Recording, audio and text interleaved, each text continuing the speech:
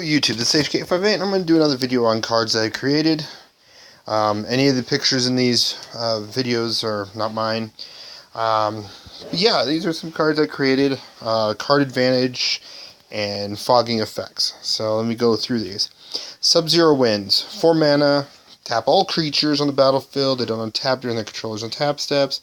And they don't untap with a spell or ability that causes them to untap. So anyone wants to threaten a creature over, they still don't untap. It's kind of a little different type of blue Wrath of God effect. Kind of, because blue doesn't really Wrath of God anything. So yeah, it'd be kind of an interesting card to run out there. The next one's Personal Development, something I'm working on myself personally. So I'm like, let's see what this does. So it's 4 mana. Well, I created the idea of these. I thought it was kind of cool. Choose any number of cards in your hand, shuffle them into your library, then draw that many cards plus 2. Then shuffle your graveyard into your library and gain 2 life. So it kind of really, it's a great card against mill. So yeah, I thought it was kind of cool to make and have. Definitely card advantage wise. Chaotic Revival. Again, this picture isn't mine, but I thought it'd be kind of cool to see what I can create out of this. It changed a lot. 3 mana, return target non-legendary creature with converted mana cost 7 or less from your graveyard to the battlefield under your control. And then flashes back for 2 white and 2 black. I thought, hey, why not? Why not? Just 3 mana. I even played around with the idea of maybe I could be wrong and this could be 2 colors and a white and a black, and then flashes back for those 4. But like I said, these are kind of cool, cool effects. And I also made sure it was non-legendary and its converting mana cost was 7 or less. I could even also tagged on the fact that whenever it comes into play, deals you damage equal to its converted mana cost or its power toughness, something of that nature. But outside of that, it's kind of cool to see this actually made into standard or modern, just like the other 2.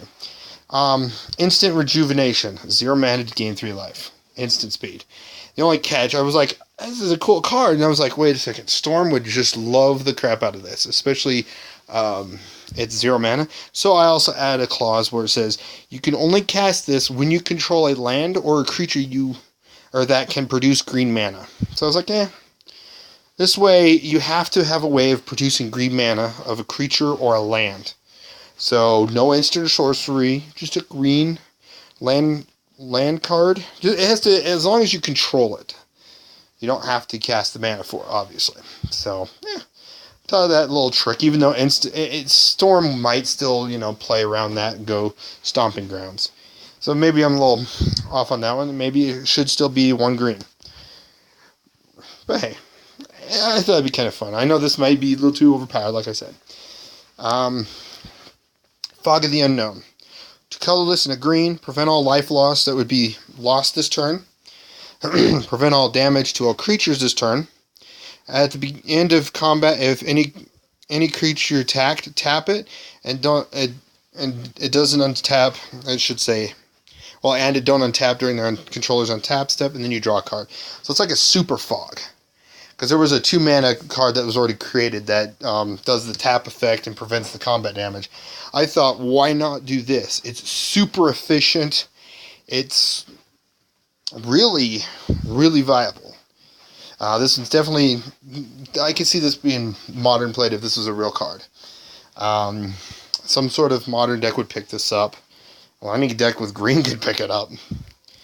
But yeah, that was kind of cool to create. It's not like it's a pretty powerful card, nonetheless. Another card is Essential Oils. This one, it took me a while to decide, and I was like, because my wife got into essential oils a couple of years back, and I was like, hey, essential oils. They do work in certain areas, and sometimes they don't work. It just depends on the person and the oil. So I was like, hey, why not? Choose up to 2. Target player gains 5 life. Maybe, like I said, this card may actually be better as a 4 mana card, but still, it has its potential uses. Target player gains 5 life. That's, a lot of people don't like. They're like, it's life. Prevent 4 damage to a creature or planeswalker. Now that's really good. Remove 3 poison counters from target player. No card ever does that in Magic, especially in Modern. That would be a great counter against the Infect decks. Remove up to 2 -1/-1 counters from target creature. Or you put a loyalty counter on target Planeswalker. I went 5, 4, 3, 2, 1. I thought I was like, why not? Like I said, maybe this card would be better as a 4-mana spell. As well as some essential oils do boost, not just kind of help with healing, but help boost certain parts of the body to help itself. So that's why I did the put loyalty counter or gain 5 life. A lot of it was mostly healing type effects or preventing. The next card was Double Team. I will admit, I am a fan of Pokemon, and Double Team comes from that Pokemon move, Double Team. So I was like, why not? Granted, yes, they could change the name. If Wizards takes this idea, and I'm okay with that. If Wizards takes this idea, takes the whole card except the name, and changes it to something else, go for it.